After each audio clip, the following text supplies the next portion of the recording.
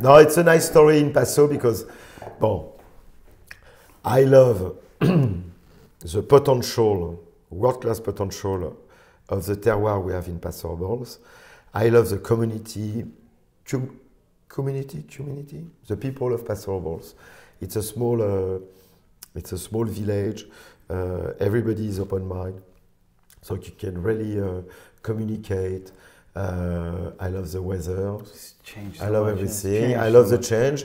I hope we'll be able to manage a little bit. I went to a step back just a little bit. I went to this fantastic meeting, and this was right at the beginning of my time working with Adelaida. And John Munch was who I worked for at the time, who we've had a conversation with, and still a very, very good friend. And you know John well, right? And he was the spearhead at the time of a movement to make a separate appellation for the west side of Paso Robles. So we're talking, I guess, 1992, 1993. And I was just in the business. I didn't really understand what was happening. I was working in the background, and these people would come in the evening to Adelaida. To kill him. And it was like, no, it was like a militia meeting, you know. They pulled the curtains down, and he had maps of the appellation and what we were going to do. And this is what we're going to do. And I forget who was there. I think Pebble Smith was there, and there were some other people who I really don't remember. But I remember thinking, this is a bit weird, you know. So then the day came to present this thing to the rest of the appellation. And it happened in where is now Summerwood. It was Hope Farms then. Okay. In this little back room, and I went and sat and watched. And John stood up, and John is a very intelligent, a very good speaker.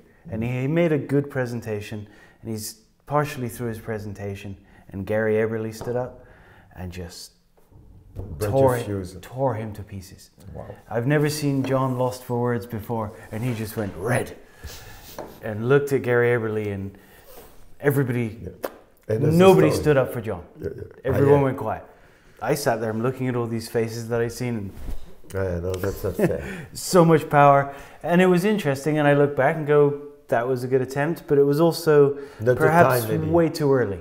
It was way too early. I agree. The idea was, he was right, that sooner or later, something has got to give, because it's too diverse an appellation. You know, and it's a double-edged sword for Paso Robles, because it's also the beauty of Paso Robles is the diversity that we have. Yes. And as I said before, for me, we can see people finding what they like, and I always look at it as not better or worse.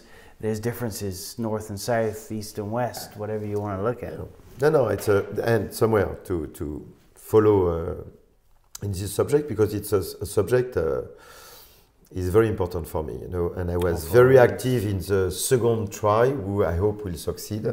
So it was more or less, I will say, close to, you said 93, 94. So somewhere there. I think we started the new project of sub-appellation, the final one in 2011, I will say 3 years ago. So 2007, something like that, 2008. Sure.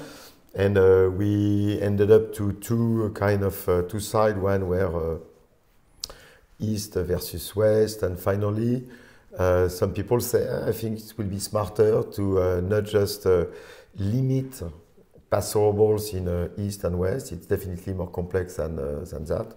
And somewhere we were able to start with a more beautiful and more realistic project of sub-appellation. And I think that today, definitely even a lot of people still, even Gary Eberle was still the one who was still not understanding the interest of that. But he was not, I would say, so powerful anymore, because you have so much people who understood that it was maybe a good evolution. But there's been value, I think, and I'm not in his... Always. In his stance first we need to make Paso Robles and then we need to split. Yeah, but I think that... Now we're at this point, perhaps. I think so, because somewhere this project was smarter and more complex than just east versus west. And I think that all the idea, we ended up to 13 sub-appellations.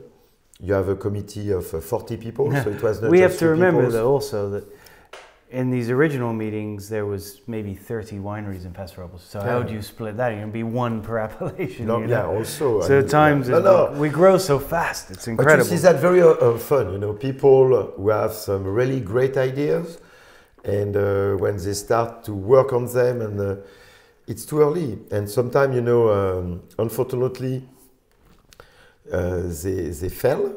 Or at the less worst, I will say, they cannot achieve their idea.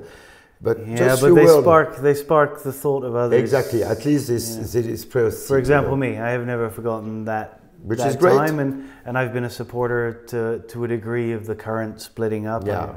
I'm not sure. And we work very hard on this one. And you know, I think today that shows that Paso Robles, El Paso de Robles, is mature enough to show to the world that we are not just a big appellation, we have more diversity. And all the idea is to promote Paso because it will be Paso, and eventually people who want to will use their own sub-appellation. So that gives some flexibility, but the idea is first to promote Paso like we did the last 20 years, but also eventually. And for me, the most beautiful of the project is the fact that we were, I think, just at a border time. So your experience was too early, and I think if we had waited 10 more years, it would have been impossible, because you will have had so much political consequences of this kind of project and money, and it will have been impossible.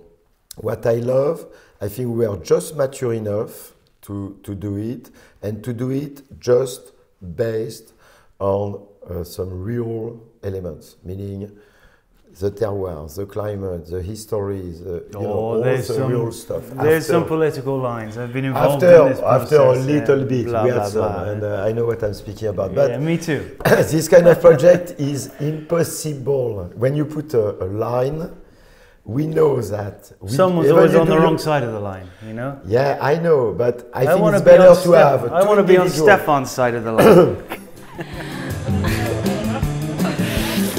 I like your stories. I like your gun. Shooting out cob towers sounds like loads and loads of fun. But in my room, wish you were dead. You roll like a baby in a razor head. Come to see us in Paso. Fuck, I put wine everywhere.